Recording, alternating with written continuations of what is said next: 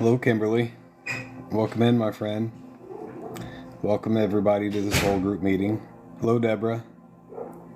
Julie. Welcome in, everyone. I hope everyone is doing well since we spoke last. Thank you for sharing this live, Julie. I appreciate that. I'm hanging in there, Deborah. It's been a very chaotic time for me. Hello, Songbird. Good to see you, my friend. So welcome in everybody to the Soul Group meeting. Pensacola, Florida. Welcome, my friend. It looks like you guys might be getting some interesting weather soon. Hopefully you and yours stay safe through all of that.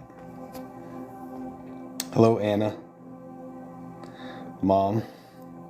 Welcome in, everybody. Okay, so I'm going to go ahead and get started here. I have some important topics I want to discuss with everybody. Watching the weather again. Yeah. Sorry about that, Happy Mama. Things have been a lot more sporadic lately than what they used to. Be, and I'm trying to get back on schedule with that. Several of you guys have heard me talk about the recent changes that I'm trying to make and how things have been shifting for me, and that's primarily me trying to listen to my intuition, what Spirit is trying to get me to do. Hello, Arlena. So, anyway, here's what I wanted to talk to you guys about. Most of you know that, and for anyone who hasn't, I'm going to briefly go over this again. Hello, Tanya. Spirit has been leading me towards focusing on my topics, zeroing in on the primary topics that relate to my calling and what I'm really meant to be doing here. Hello, Beth. Welcome in. Hello, Cup of Joe.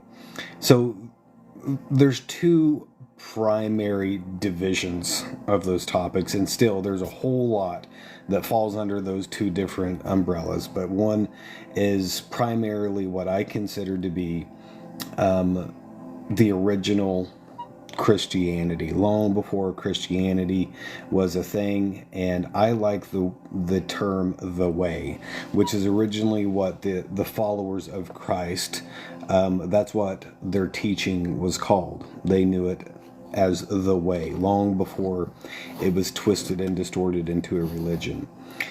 And everything that goes along with that. So that's one of the primary topics for me.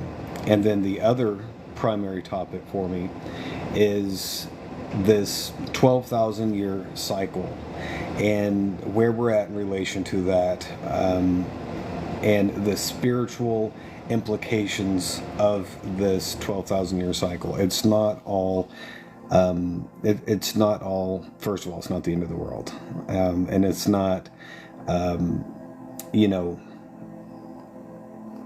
all of the doom and gloom that those who do know about it and talk about it make it out to be.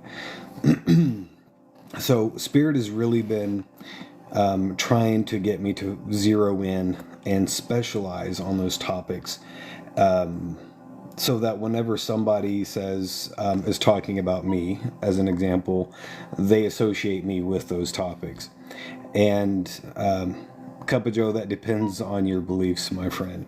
That is an interpretation of the Judeo-Christian text. I, for one, do not believe that the world is only 6,000 years old.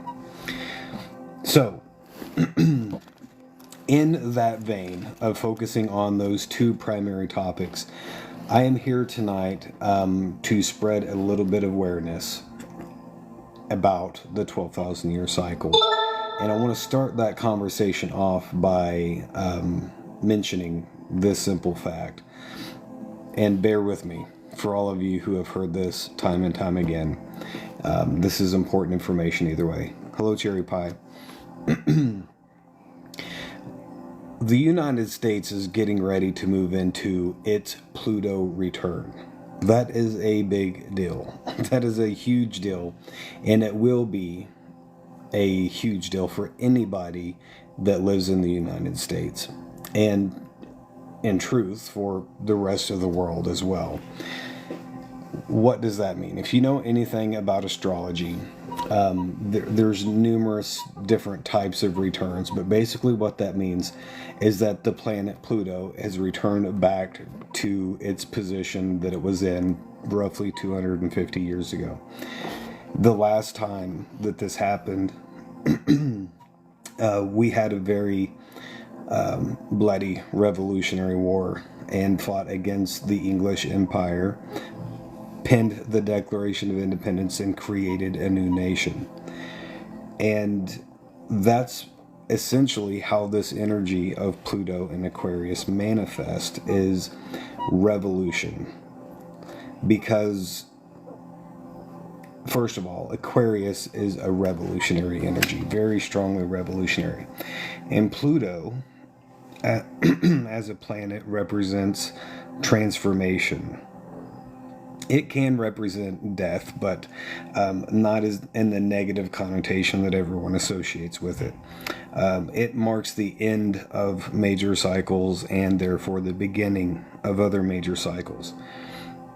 This is not just a one-off thing. If you go back and look throughout history, every 250 years, when Pluto enters into the sign of Aquarius, things kick off in a very big way, and society transforms through revolution.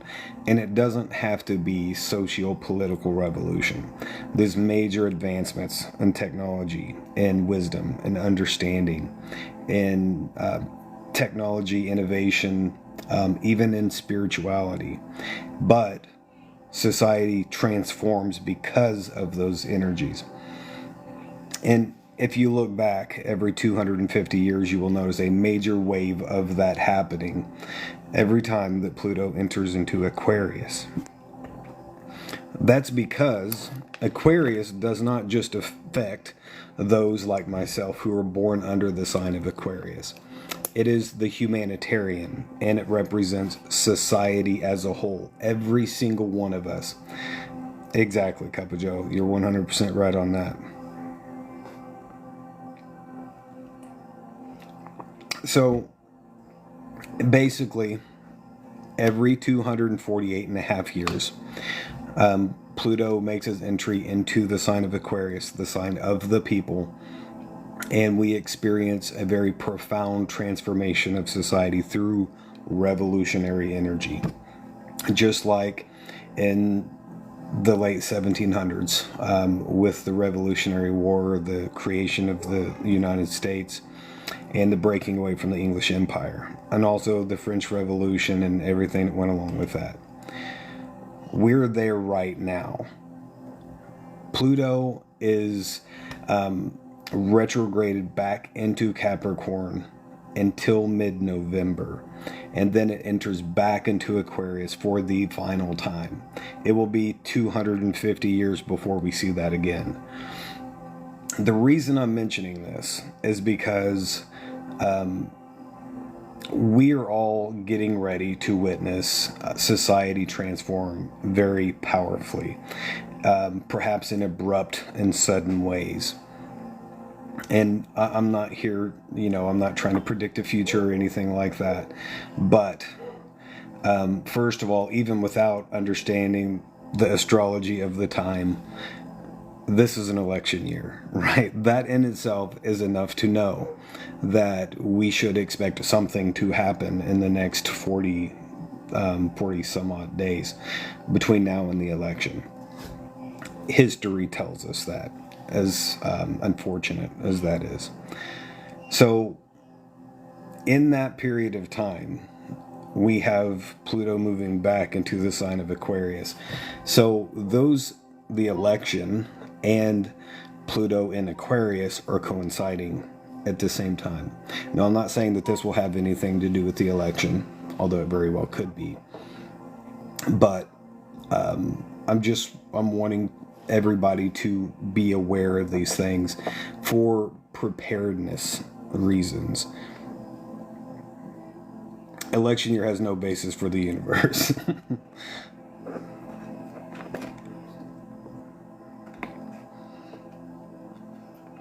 It should not have. It should not have. Anyway,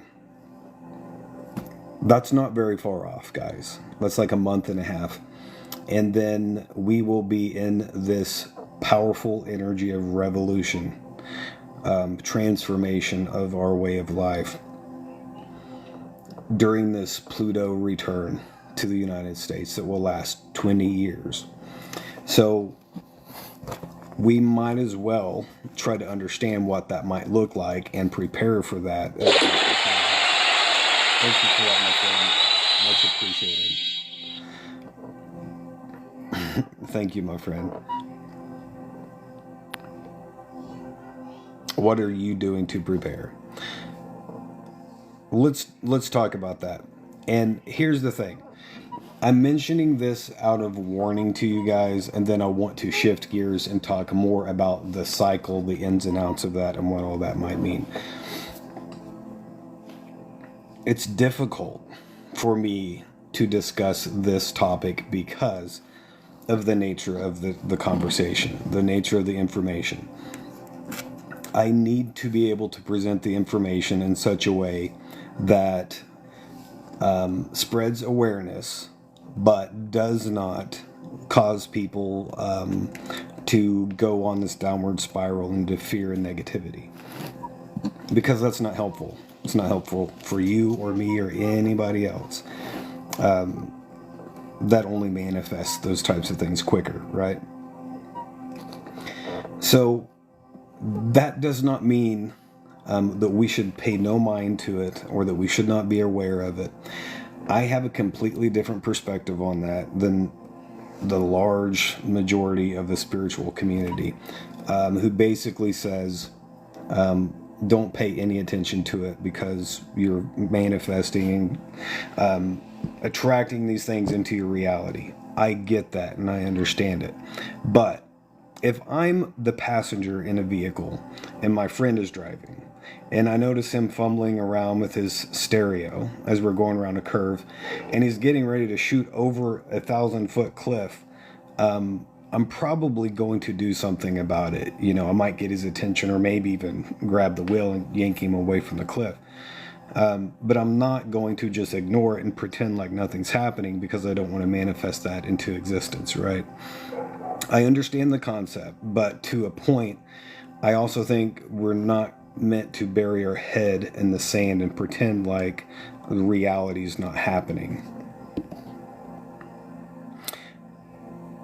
Deborah, let me know if it's getting any better for you.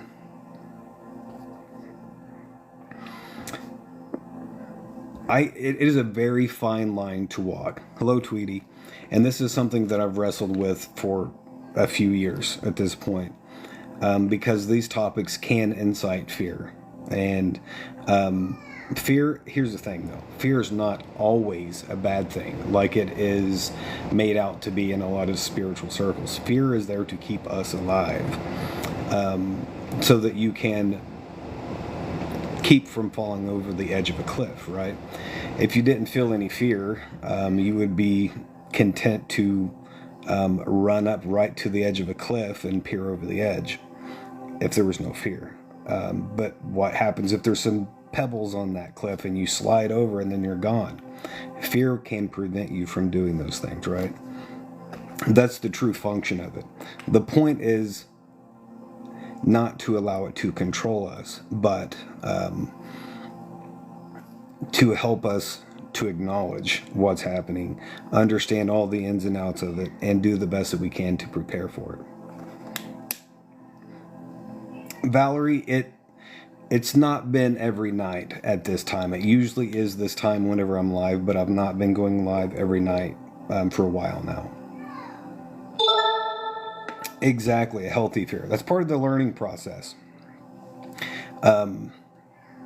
Just like whenever a child, if you're cooking in the kitchen and a child was to reach up and grab a hot pan, it's going to cause them some pain, but it creates a learning experience. They begin to fear the stuff on the stove because they know that it caused them pain before. The trick is to learn from that, not to allow it to control you into a downward spiral of negativity. Deborah, I will post this for you.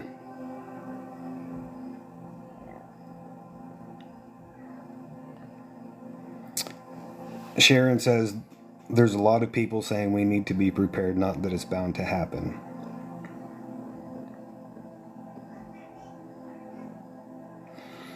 One more point I want to make on this before I talk about what I'm doing, and then talk more about this cycle as it relates to spirituality and the positive side of this, right? I don't want to focus too much on the negative side, the side that everyone else does, because not too many other people are focusing on the positive side of this change and the spiritual implications of it.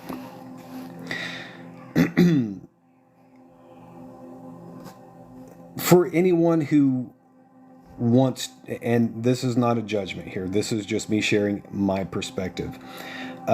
For anyone who says, something like, oh, that's just a conspiracy theory, or there's nothing we can do about it anyway, so why worry about it, or don't pay any attention to it whatsoever because you're creating that as a reality. I can imagine similar things being said while Noah was building the ark. And yes, I do believe that was a very real story and a part of this same cycle. First of all, that story is not confined within the Judaic Christian text. It is a global story that is told across many cultures, spanning thousands of years. And I believe the timing lines up with the same cycle. So, and my point with that is, the whole point of prophecy, and this is something that I feel Spirit revealed to me, is that the universe only reveals the future to us when there is a different outcome desired. That is the sole purpose of prophecy. It's not to just foretell something to happen and then watch it happen. It is to say, from this point on this timeline, if things don't change, this is where we're headed, right? So let's do something about it. That's what prophecy is for. It is meant to alter the timeline, to shift timelines so that we don't continue down that same path and have these things happen. And for that reason, I believe that some of the best prophets that have ever existed appeared to be false prophets, or at least failed prophets, because they shared their vision with the world with enough vigor, enthusiasm, and passion that it changed the trajectory of time. And that, I do believe, is part of my calling.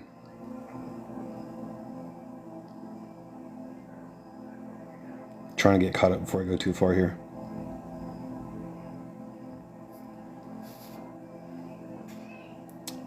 Yeah, exactly, Dana.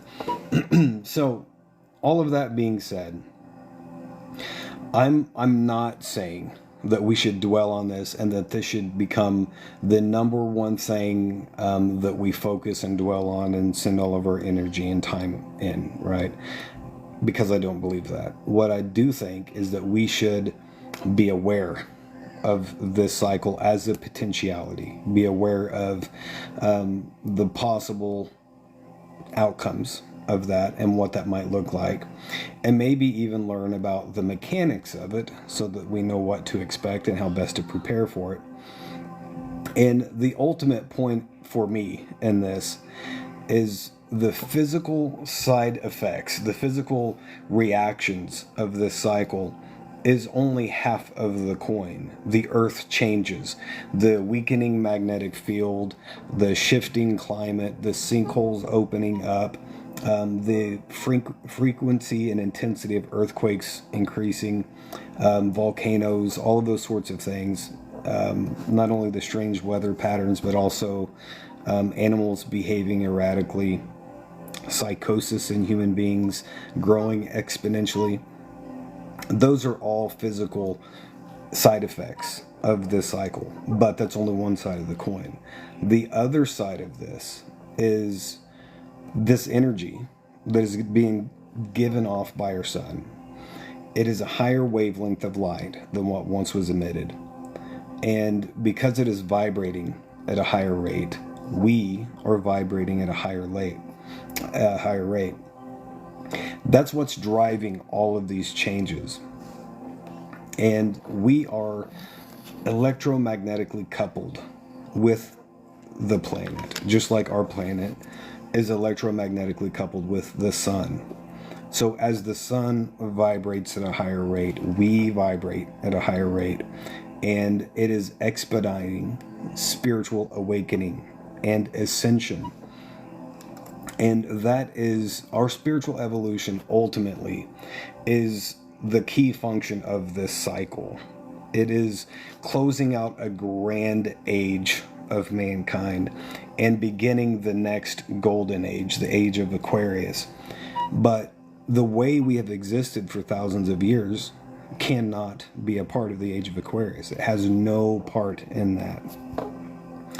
So the evolution, the awakening, the ascension, that's the other side of this coin that very few people are talking about in relation to this cycle. They're one and the same thing. The same engine that is driving the physical changes on our planet is the same engine driving the physical changes in our body and our spirit and our energy field. Bear with me, guys. I want to make sure I'm not missing too many comments here.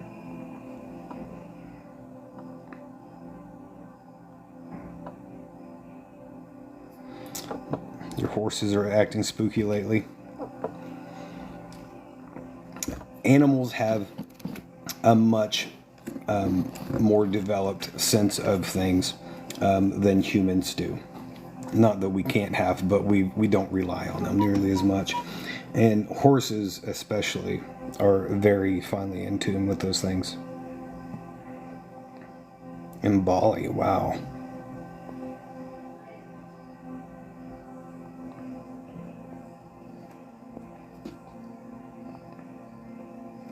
Okay, so somebody asked earlier what I'm doing to prepare for these things. It depends on which way you look at that, because for me, there's just like there's two sides of the same coin of this cycle. There's two sides of the same coin whenever it comes to preparedness, and there are thousands, if not hundreds of thousands, of content creators across all platforms who focus on preparedness, survival, that sort of thing. And some of them come from completely different perspectives. But there's not too many out there that focus on spiritual preparedness. And that is, to me, that's one of the biggest, if not the biggest aspects of preparedness. So the physical things that I've been working on to prepare, and I plan on continuing to focus in on those things, are simple things like health, first of all. It will be helpful for anybody who is fit, who is physically fit and active and healthy, right? If your body is functioning properly, you're going to have a leg up on probably 50% of the American population, first of all. That's one of the biggest things to me. One of the other biggest things is complete control over, or as much as you can build towards complete control over control of your body, especially the ability to switch over to the parasympathetic nervous system. The main reason I say that is of all of the scientific studies that have dealt with studying the physiological implications of increased solar storms on the human body, and there have been dozens of these studies, by the way, they've all noticed certain key characteristics whenever it comes to how this impacts the body. The number one primary way is our psychology. It increases all forms of psychosis, anxiety, stress, panic, any type of a psychological disorder is drastically increased through this. And then, of course, any type of cardiovascular ailment is increased during intense periods of solar storms, such as a massive coronal ejection or anything like that.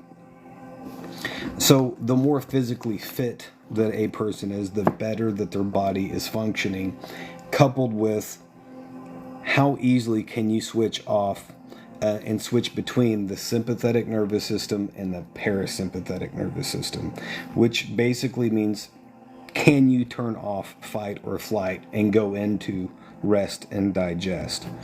We all have the ability to do that. It's very simple. It's not that complicated. They do have pills for that. If you have pills for that, right? But what if you don't? Or what if you're separated from those pills? Or what if you just want to have the mastery over your own body to be able to control that at your will? That's not really anything very difficult to do. It just takes practice, just like everything else. The reason that I mention that is because if something catastrophic were to kick off, it doesn't have to be catastrophic. If unrest were to kick off, we will pretty much all be in a heightened state of anxiety and agitation. And it is very helpful to be able to control that because, first of all, if you're in fight or flight, your body was only ever meant to be in that state for a few brief seconds so that you could outrun a saber-toothed tiger or whatever it was that was trying to attack you. You're not meant to live in fight or flight. Several key body functions are shut down when you're in fight or flight. Your entire digestive system is shut down.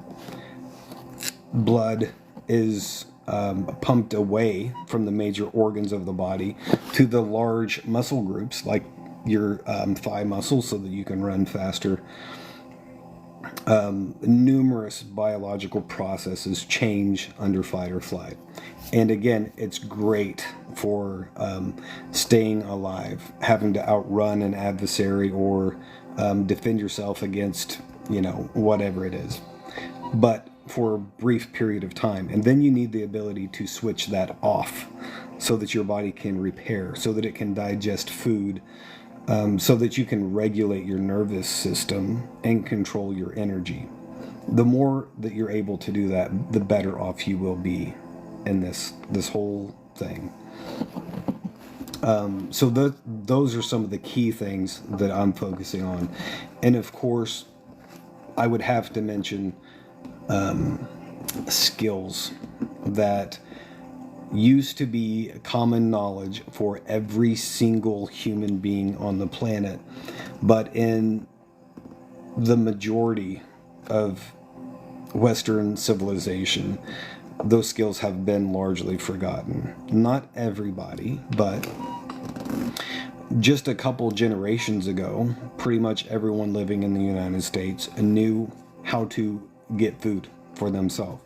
They knew how to harvest and collect that food, how to prepare it safely, how to find medicine in nature, how to mend a broken bone, how to make a fire from scratch with nothing, how to build a shelter, all of those things. And, well, hello from Scottsdale. The majority of people, especially in Western civilization, do not have those skills anymore.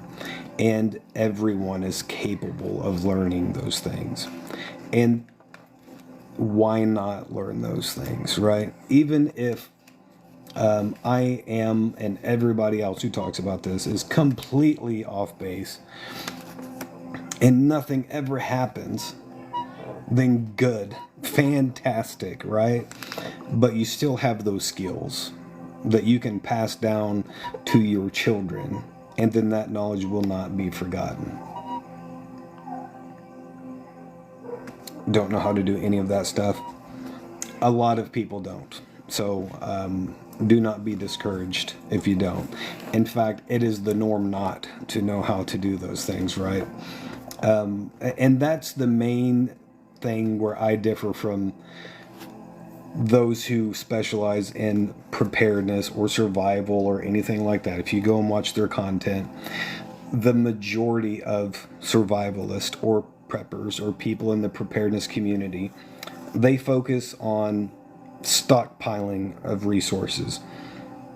And I'm not saying that's a bad thing, but let's say you spend 20 years of your life amassing this massive warehouse of supplies. You've got everything you could ever need for the rest of your life. All the food, all the water, all the medicine, all the everything. What happens if you get separated from that warehouse and then you are no longer able to get to those supplies? Then what? That's my point. I think you're far better off to learn the skills needed to be truly independent and to be able to live off of the land, to live as a part of nature like we have for tens of thousands of years. You can differentiate between the snakes. Well, that's definitely helpful for sure.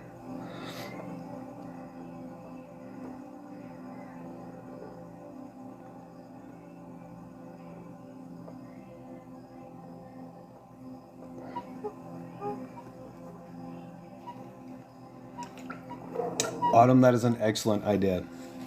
And I think that connecting with the ancestors especially is helpful. The important thing is, and I don't want to spend really any more time on this aspect of this discussion because it can incite fear, right? And that's not what I'm trying to do at all. What I'm trying to do is I'm trying to get people to look at the potential for these things to happen and to think about what they can do, with what they've got and where they're at.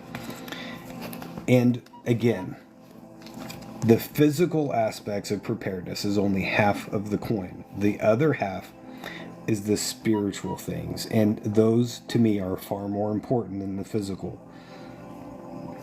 There is a rule in survival, a rule of threes, that says you can live 30 days without food, and 3 days without water, 3 minutes without shelter.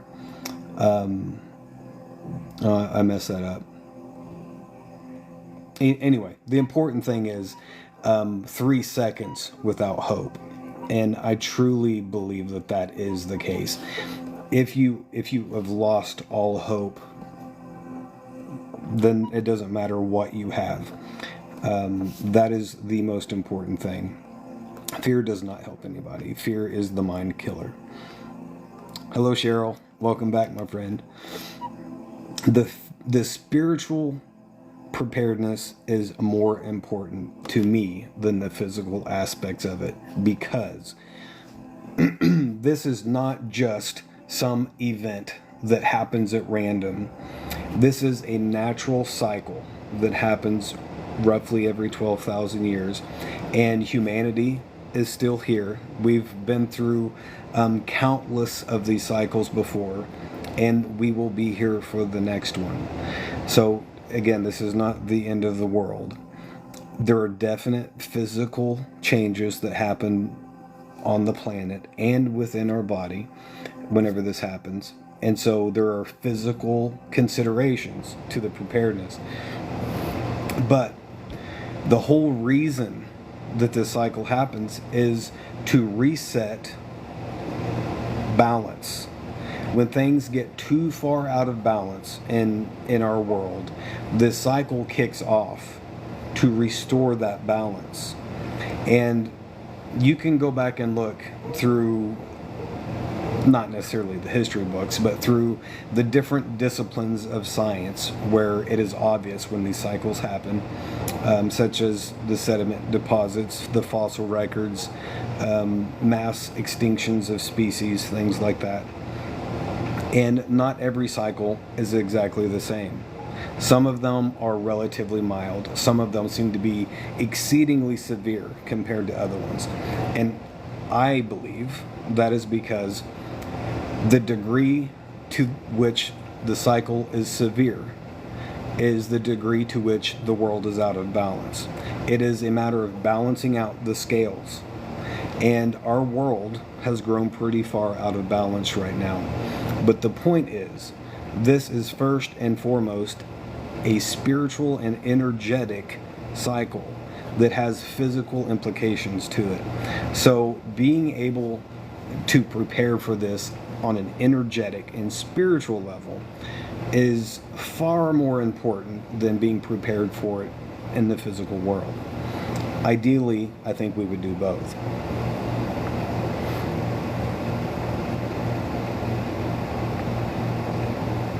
I'm clearing stuck emotions tonight with my emotion code.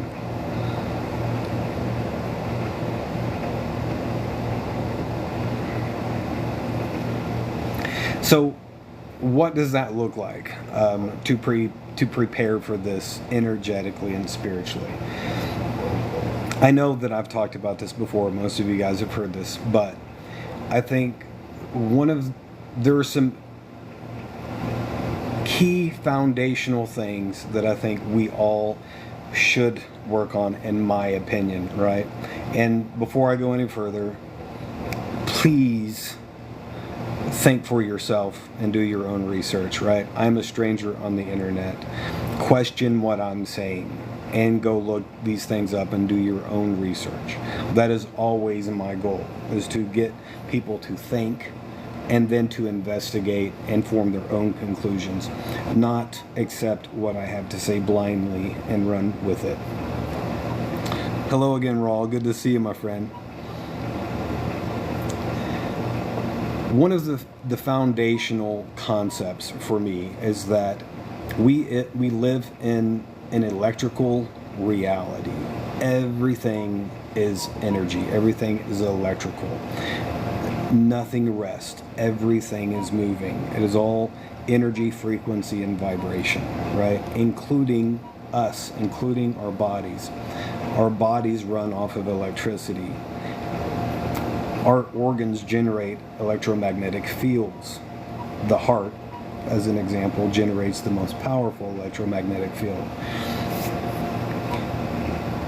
It is absolutely critical that we are able to properly ground ourselves, especially in the coming months and the years ahead, because the magnetic field of the planet is weakening, the sun is ramping up. So the incidence of coronal mass ejections or plasma filament destabilization or any of these other extreme space weather events, the incidence of those are rising exponentially at the same time that our magnetic shield is weakening. So we are going to be exposed to more and more of that. And our body is in a very advanced electrical appliance, essentially. And just like any other electrical appliance, it needs to be grounded in order to protect it against power surges. So get your feet in the dirt, and as much as possible, try to live that way as much as you can. And I understand modern society is not very conducive to that, but we have alternatives to that now that are viable. They make grounding straps that you can put in any modern shoe that puts a copper strap underneath the rubber sole of your shoe and connects you directly to the earth. It has the same impact as walking around barefoot. Is it as good? Probably not, but it's better than never making contact directly with the planet. When you do that, you're completing an electrical circuit, and the body discharges into Mother Earth, into the planet. And it is shown in many different studies the benefits of doing that. We were never meant to walk around 24/7 wearing rubber shoes. The body's not designed that way. We're meant to be contacting the earth 24/7, just like every other creature that walks the earth. That's just how we're meant to be. And that will be more important as time goes on, as the sun ramps up and the magnetic field weakens. The other thing is, there are numerous systems within our body that work electrically. The chakra system is paramount to understand and to work with, in my opinion, because that is the connection point between our spirit and the flesh. That is how our spirit connects with the body. For each of the major chakras, there is a corresponding energy meridian, a major nerve ganglia. There is also one of the major glands that attach to it, and an organ where it manifests. That's because these spiraling vortexes of energy, known as the chakras, manifest the spirit into the flesh in that area. So it is a connection point. It's kind of like the peripherals on an old computer system and how it plugs into the main computer itself. That's what the chakras are doing. And because everything is energy, thoughts and emotions are energy, right? We have a tendency as human beings to experience traumatic things, whatever it is, and those produce certain emotions. And if we do not properly handle those emotions, and we try to repress them, to stuff them down, hidden away from the light of consciousness, it's energy. And energy is not created or destroyed. It simply transforms. And so if we're not appropriately feeling and expressing that emotion so that it can transform, then it becomes stagnant in the body. And it's stored in the body. And it can create blockages in these spinning vortexes of energy known as the chakras. That disrupts the flow of energy throughout the entire system. That is vitally important during this transition, not only because of the incidence of increased space weather and the weakening magnetic field, but because this process, first and foremost, is about our evolution, our energetic and spiritual awakening. So, to me, studying and learning everything you can about the chakra system and doing the work, not just learning about it, but learning how to process those trapped emotions, free that stagnant energy, and clear out those blockages so that the energy can flow freely, is incredibly important. Thank you, Tricia.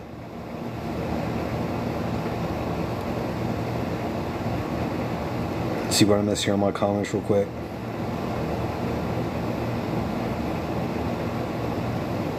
Use my stones for a grounding meditation.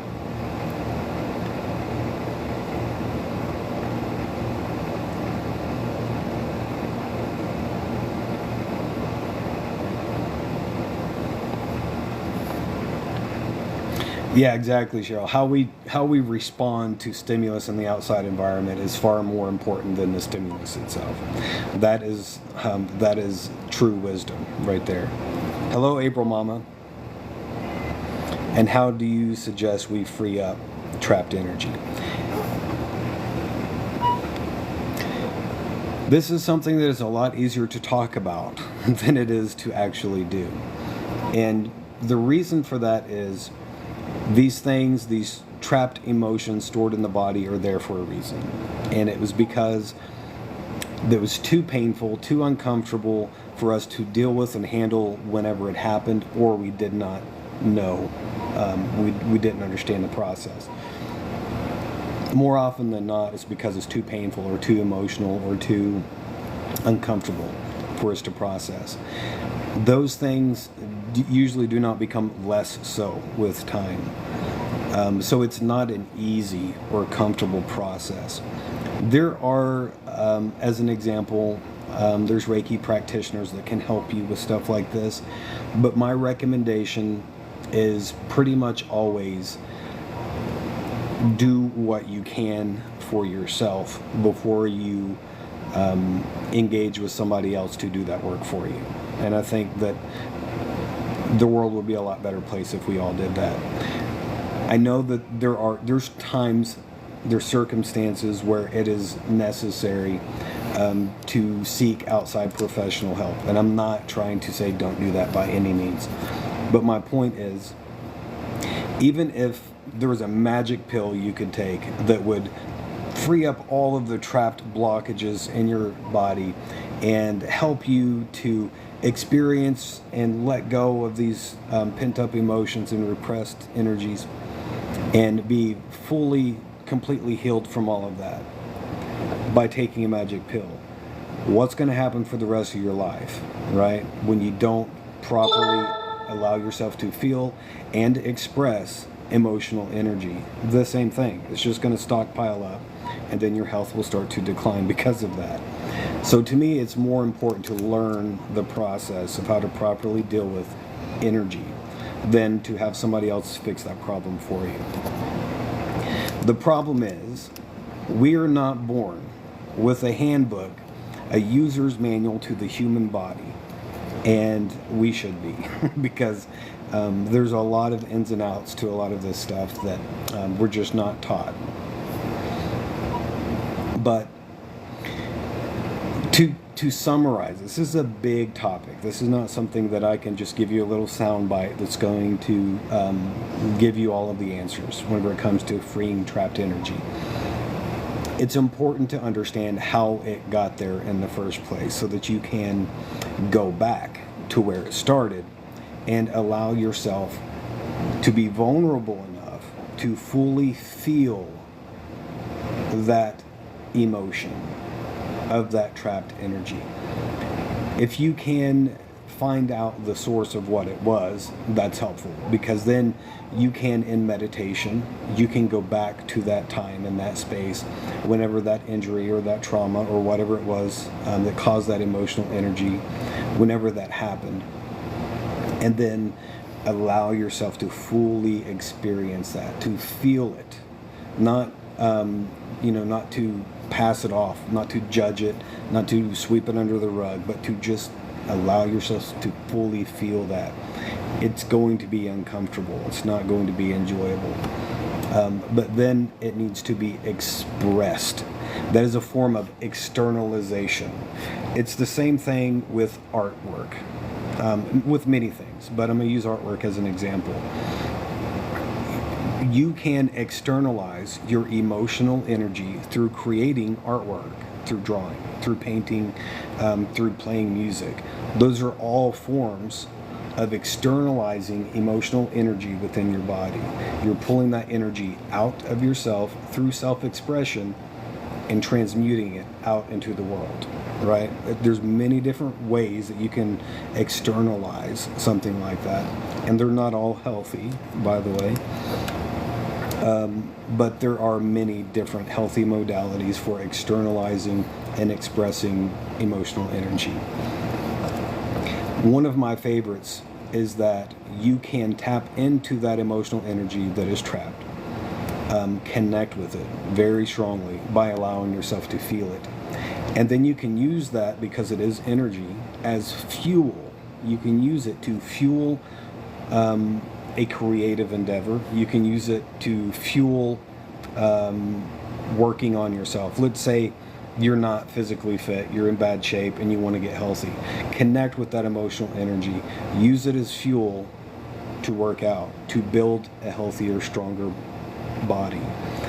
Those are all ways of externalizing and transmuting that energy. But the key to it for me is setting the intention of what you are doing, that you are connecting with this energy for the purposes of freeing this trapped energy for transmuting it through expression, basically. And it's an easy thing to talk about. It's not an easy thing to do at all, and oftentimes we do need expert help with this.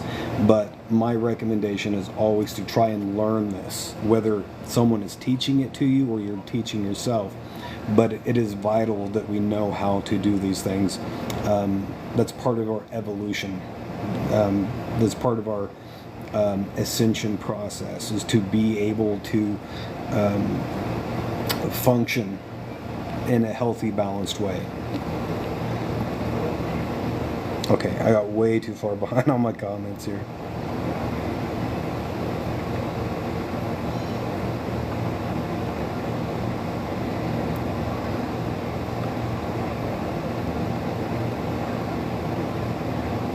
Bear with me, guys. I'm trying to catch back up with you.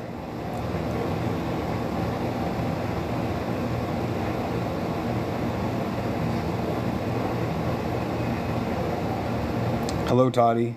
Good to see you, my friend.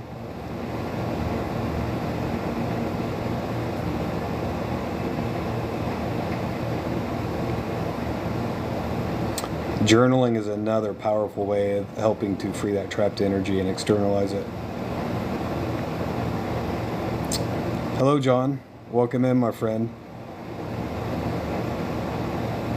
Just went for a walk, and the dog is much happier. Self-care is also huge. My chakras have the need to be seen, felt, and acknowledged, and then they commune with one another. Hello, Dory. So, one of the important things for me, this helped me more than anything else whenever it came to understanding the way our chakras truly function. I thought that I had a good working knowledge and understanding of the chakra system, and I was reading through a book called The Wheels of Life, which in my opinion is the authoritative work on the chakra system, at least in Western literature. And she was explaining how not only do the chakras operate as this spiraling vortex of energy, but it is a spiraling vortex of consciousness, and that each of the chakras are actually a portal into that dimension of consciousness, because each chakra vibrates at a certain frequency, right? Because it's energy vibrates. A specific thought vibrates at a specific frequency, and so each of the chakras correspond with a certain level of consciousness. And like the heart chakra, as an example, that is a portal into the dimension of consciousness of the heart, of that heart space, of the love frequency. That is powerful information to consider. But here is where it really hit me. As a vortex, we're not only, it's not just energy that's spiraling. There is a push and a pull. So it is pushing out energy. Any expression of that vibration of your consciousness is pushed out towards the universe through that chakra. And anything in your environment that you're experiencing that operates in harmonic resonance with that level of consciousness, that chakra is pulling it in through that area. And if you can understand that concept, that means if you've got a blockage in the heart chakra, as an example, and it's not flowing freely, it's not functioning properly, that limits your ability to experience the vibration of love, self-love, love from others, love period in general. That's pretty profound, because that chakra is your doorway to that frequency of consciousness, to love. And it's the same way with each of the chakras.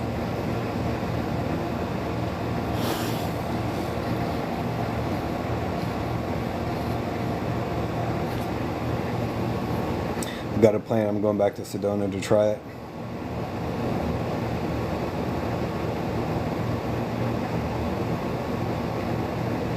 We are talking about the essence of shadow work, my friend. And the reason why we were talking about this is because I was talking about the imminent approach of the Pluto return for the United States, and how this is likely to transform our society through the energy of revolution very powerfully. And we don't have but like a month and a half until Pluto is fully back in the sign of Aquarius, and I expect things to really kick off in a big way. And then for the next 20 years we're going to be experiencing powerful and abrupt change to society. And in relation to this cycle, this, to me, this Pluto transit is the harbinger of change. This is what ushers in these changes. In 20 years on the other side of this, the world will not look the same as it has for the last thousands of years, as it has for the last 100 years, or as it looks today. And we were talking preparedness and what that looks like, and how spiritual and energetic preparedness, in my book, is more important than physical preparedness. Of course, I consider both to be vitally important, but this cycle is first and foremost about balance, about energy, and being in harmony with the world around us. And that's what necessitates the cycles when things get too far out of balance. So whenever you're talking about preparedness, for me, number one in my book is spiritual and energetic. And of course, working with the chakras and being able to properly express ourselves so that we're not creating blockages in the chakra system is vitally important as well. Or being able to access those dimensions of consciousness through the chakra system is also vitally important.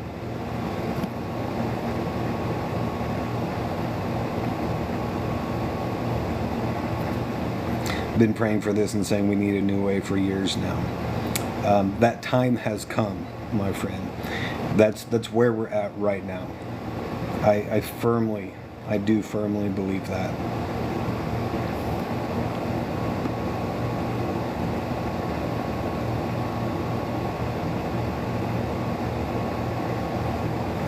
April Mama, I missed your comment earlier. You said the concept of push me, pull you with the chakras energy flow makes sense. Yeah, I like that.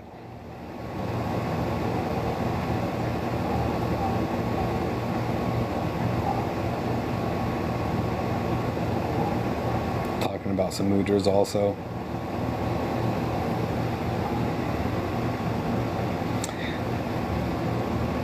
Yes, Barbara. Actually, I did not mention it, but I've noticed a pretty abrupt shift once the eclipse season kicked off, and I really think that that's kind of like signaling to me of entering into this test period where between now and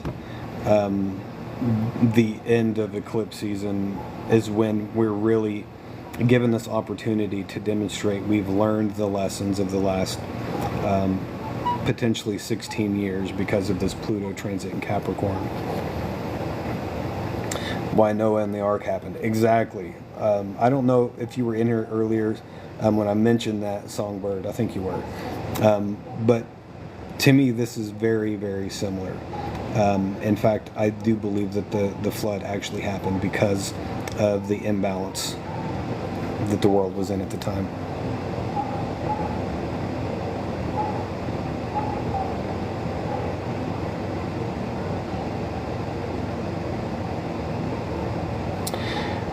Valerie says, I hate to ask you this, but will who we vote for make any difference?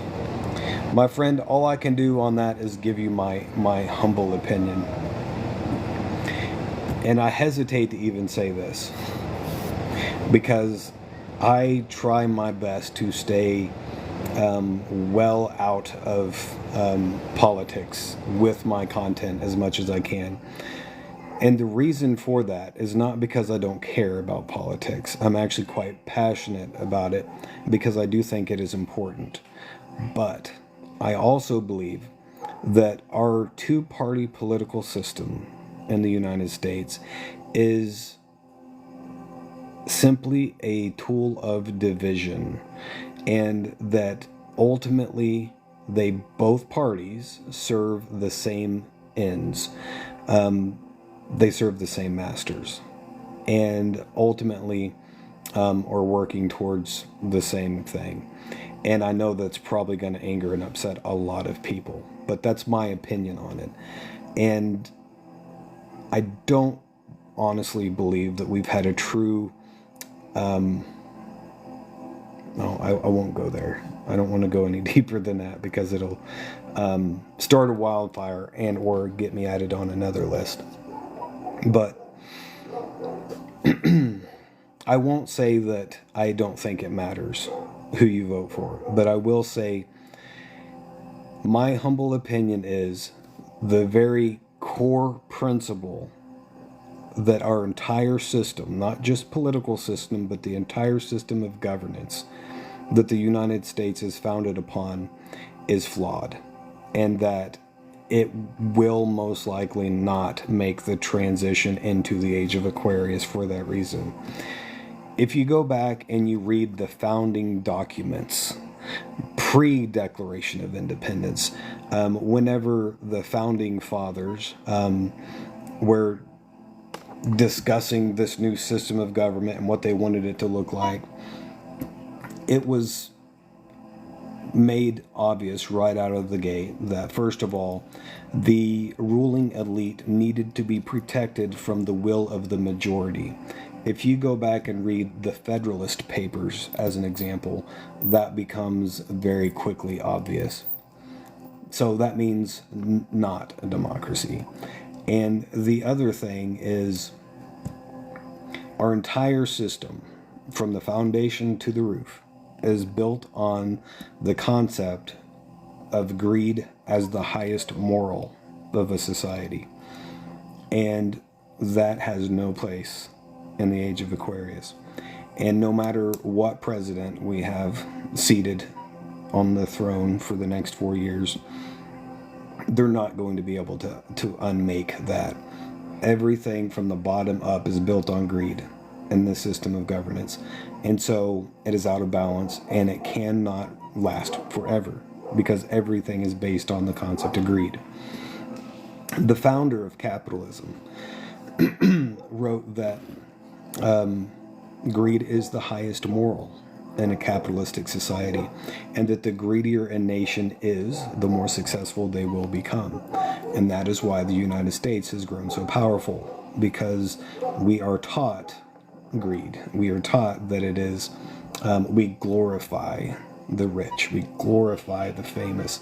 The more greedy an individual is, the higher they climb to the echelons of our society. For that reason, it is out of balance, and I don't think that ultimately our political system is going to make much of a difference.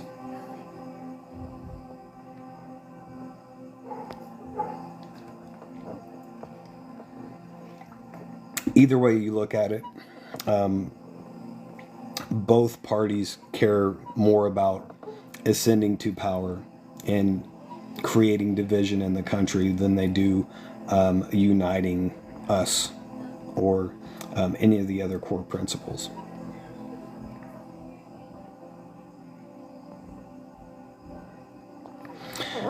Sharon, I feel you on that.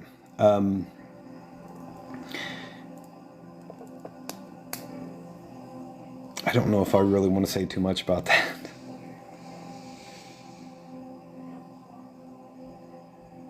Greed cannot exist within spirituality. Yeah, this is a little bit more philosophical than I know what you were asking. But if you boil the United States, and the United States is not alone in this, right?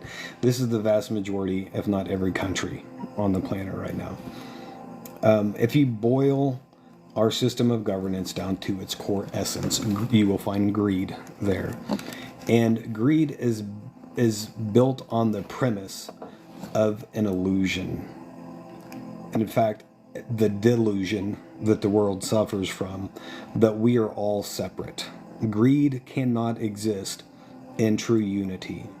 It cannot exist alongside the law of one, that all life is sacred and holy and part of God. All life.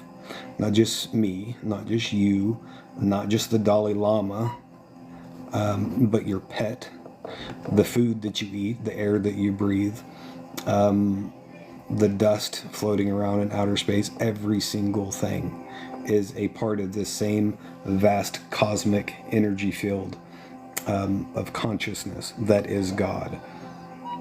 And we suffer from a delusion that we are separate from one another, separate from all life. And born out of that is the ego. And the ego is not our enemy. And I know that that will upset a lot within the spiritual community, but it is a tool. It is for our development and for our growth. It is there for a reason. It is a handy scapegoat, right? But it is also a powerful tool for our development. But out of that premise comes the capacity for greed, to think that if I have more than you, then somehow I have more value than you. I bring more value to the table because I have more monkeys in the shed, whatever it is.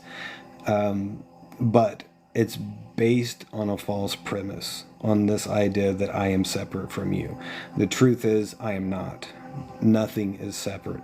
Everything is the same. We're all suffering from a vast delusion.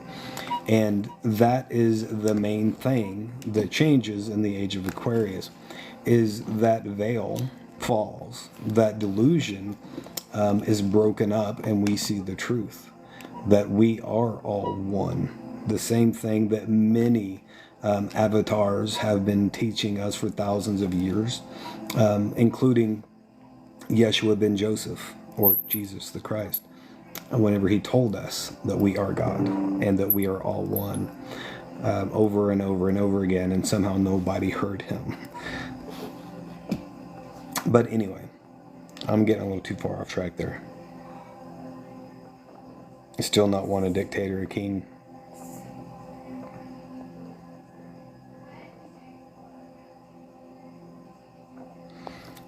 Can somebody be greedy for balance and connection? If you set yourself apart from everybody else, I think it's possible to be greedy for anything. Then don't follow your own wants and needs. Oh no, that's not what I'm saying at all.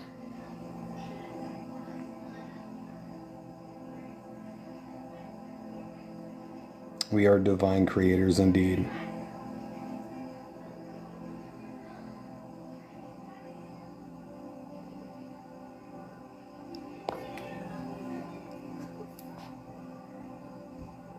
Thank you for that, Chasing Dreams. I appreciate you. Greed can make essential medicine bananas available in January in jobs. Yeah, I mean, all of the gifts of capitalism. And me saying these things, it might come off sounding like I'm a communist or something. The truth is, we owe a lot to capitalism, right? But here's the thing. Capitalism is a double-edged sword. It cuts both ways. It has gifts, and it also has some pretty severe punishments on the other side of it as well. Yeah, we've got the iPhone 15 or whatever, but then we also have thousands of children in Africa slaving away in the mines, digging for these rare earth minerals to make these phones, or working in sweatshops for 18 hours a day or more. I mean, We owe our way of life in the United States to capitalism, and there are definite benefits of that. And I'm not disagreeing with that in any way, shape, or form. But I am arguing the philosophy of it because it does create a world out of balance by nature. It has to. There is no such thing as a balanced capitalist society. It is an impossibility.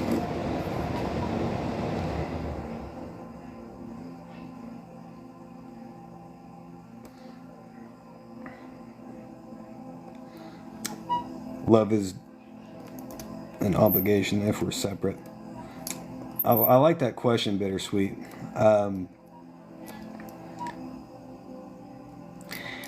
Here's the thing. We see, and by we, I'm speaking for all of humanity here. Maybe I shouldn't be so pretentious in that, but the overarching concept of love is that love is something that we give to another, right? Which means someone who is separate from ourselves. But the truth is that's not at all the way that it works, because there is one energy that animates all life. The Native Americans call that the spirit that moves in all things. And it is essentially consciousness. And it is our true nature, our true essence. And love is the natural condition of that. So loving one another is really a matter of alignment to me, more than anything. And I don't know if I would call that an obligation, but I do think that it is part of the natural expression of our energy.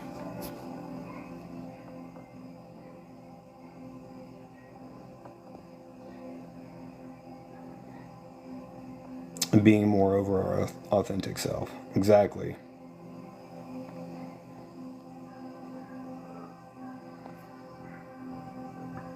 Absolutely, April Mama. There are definite, irrefutable benefits of a capitalistic way of life, and I mean, I'm not here to say one way or another, but I will point out that the very nature of a capitalistic society necessitates creation of imbalance. It just has to. The world would not function if everyone was a capitalist. It would not. Because, the children working the mines or the sweatshops or, the merchants on the streets and stuff like that, everybody wants to be at the tippy top, enjoying the fruits and everything. But the society would not function if everybody was. So it has to create imbalance in doing so. And it also incentivizes destroying our planet, raping the planet of natural resources, and creating things like a throwaway culture and planned obsolescence and everything that goes along with that, just to create more profit.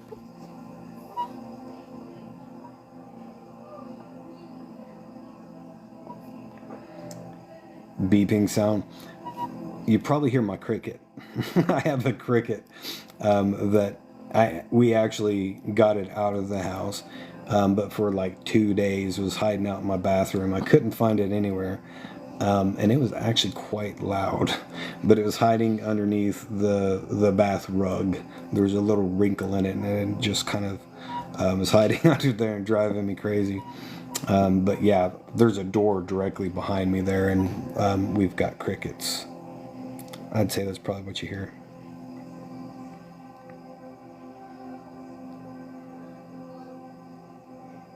No, it's a beeping sound. Well, I'm not sure on that.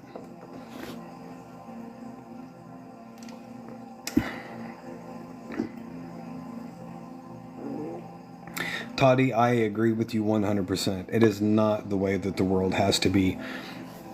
And I do believe that that system, the system that we've seen for a long time now, will be something that will be falling away in favor of a new system because of the imbalance.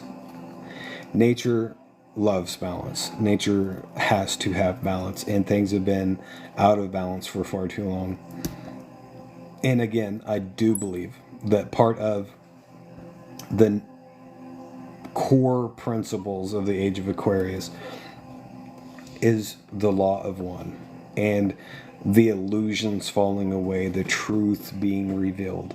And that ultimate truth is the law of one. And capitalism cannot exist in a society like that.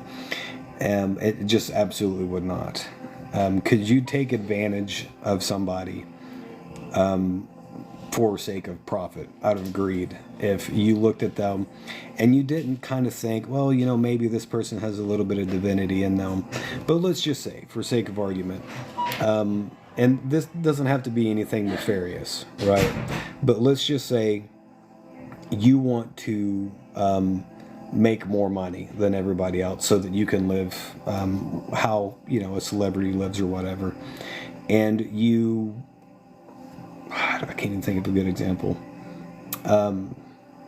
Let's say you buy something for X amount of dollars, and you think, well, I'll wait until somebody really needs it, and then I can charge more for it to make this big profit. And then you meet somebody who really needs it, and you get ready to sell it to them at this big markup. And then you look over at them, and you see God standing before you. Not think, in some abstract way, maybe this person has some divinity in them. But try to imagine you look over at that person, and God is standing before you. Could you do it? Could you be like, oh, I'm going to charge you $25,000 more than what this is worth or what I even paid for it out of greed? Could you really do that? I personally could not, and I don't think that anybody really would be able to do that with the true wisdom and understanding of that concept. And that's not anything new. That's what Jesus was trying to tell us. That's what many avatars have said for thousands of years. We are all part of that same energy field. Oh yeah, definitely so, Dory.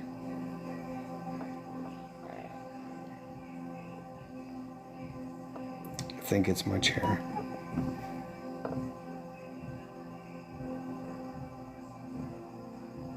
I still think it might be the crickets, guys.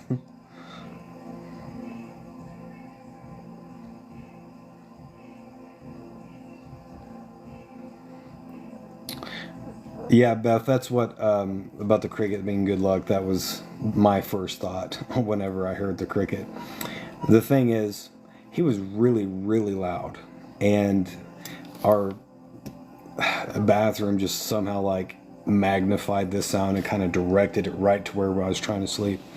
And of course, he would, he'd get real passionate about singing his song whenever it was bedtime.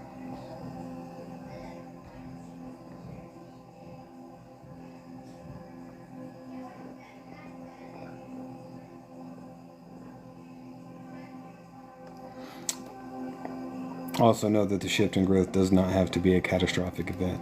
I agree with that completely. I think that it does not have to be, and I think that we have the capacity to change things in a very big way, and that's a lot of the reason why we're here. We're not all here to just witness this or sit in the bleachers and watch this thing unfold. We're here to participate in this, to play our part and bring these changes about and help to restore the balance and help to shift things in a big way. And we all have the capacity and the ability to do that.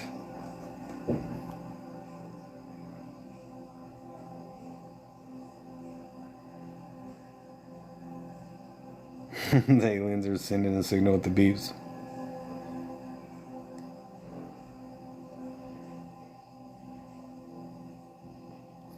Yeah, I agree with you, April Mama. it all boils down to greed, the love of money, the greed. That's where it is. That's the heart of the issue. And it's definitely not the crickets. Okay. Sounds like the scanner at a grocery store.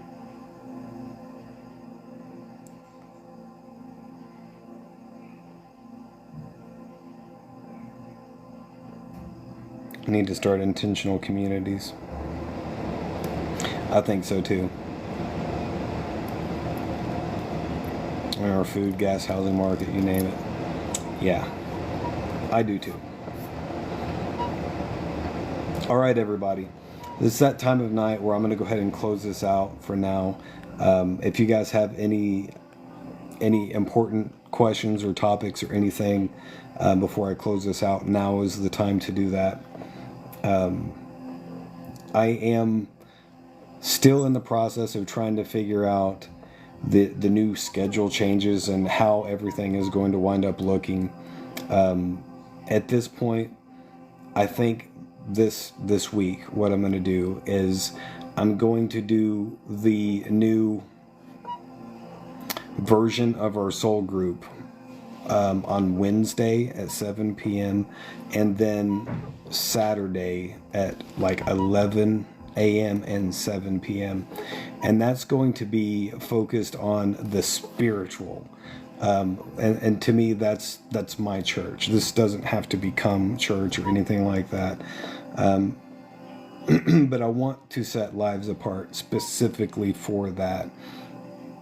And then the rest of the lives that we do, the soul group community, focusing on what we're doing right here and all that entails. But the spiritual part of it, I've been getting a nudge to zero in on that and kind of set it apart and treat it differently. Bittersweet, I do not have a chakra healing video. I have a meditation and stuff like that, but I've never done a guided meditation for chakra healing. I would definitely be open to doing that though.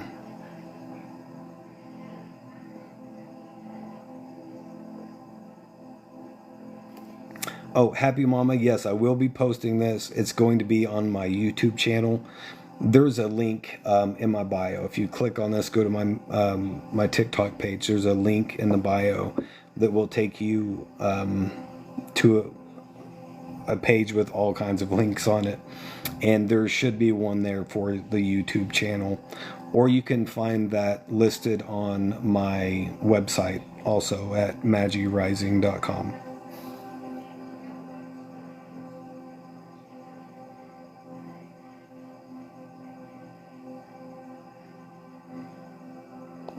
Oh, April Mama, I forgot all about that. Good grief. You got to really stay on top of me. I will forget. Did we ever discuss what book? Jeez. I've been pulled so many different directions lately. I completely forgot all about that. I apologize, my friend. Thank you, Sharon. I appreciate you. Yes, Toddy, I am going to be doing some guided meditations.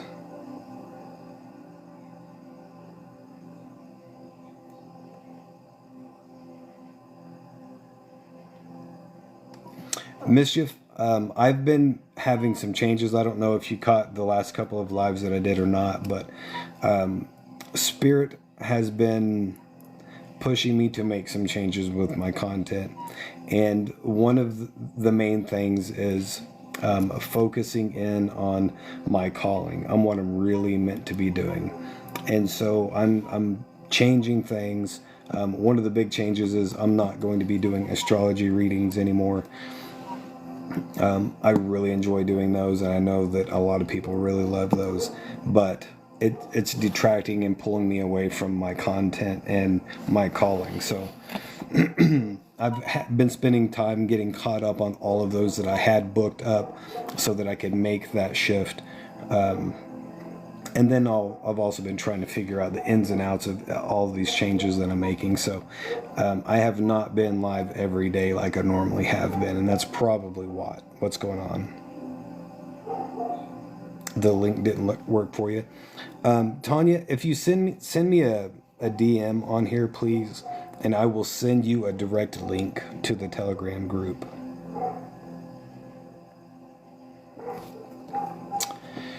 Dory, that's a tough question. You think someone with traumatic brain injury can clear anger? I think that anything is possible, but obviously somebody with a traumatic brain injury is going to have a lot more difficult path with something like that, most likely, than your average person. But I do think that it's possible.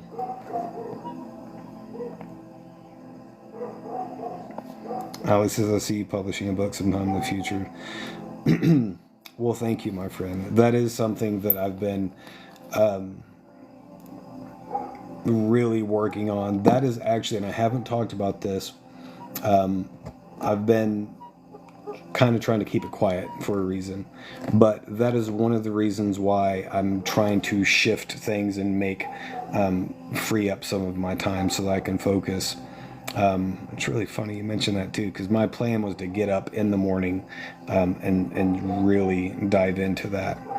But I've mentioned this a few times to the group that I do believe that's part of my calling, specifically with the topic of this cycle, explaining it in great detail, the evidence of it, the examples throughout history of ancient civilizations being wiped out, the Great Pyramid, how it all fits in, including our spiritual evolution and our ascension and Christ consciousness, all of that.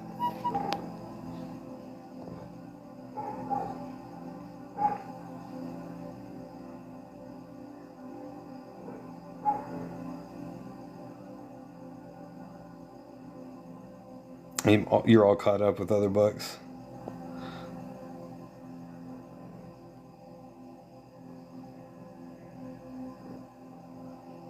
The Mysteries of Dolores Cannon.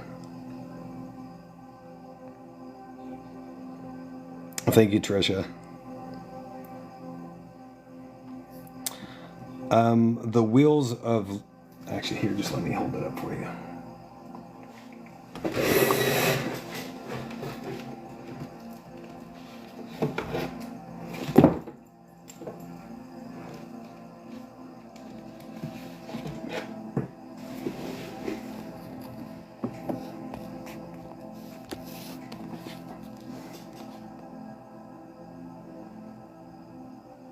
This is an old book. This is not a new one. There are more recent editions of this, but it is absolutely top-notch. And there are a few other companion books that go along with this as well.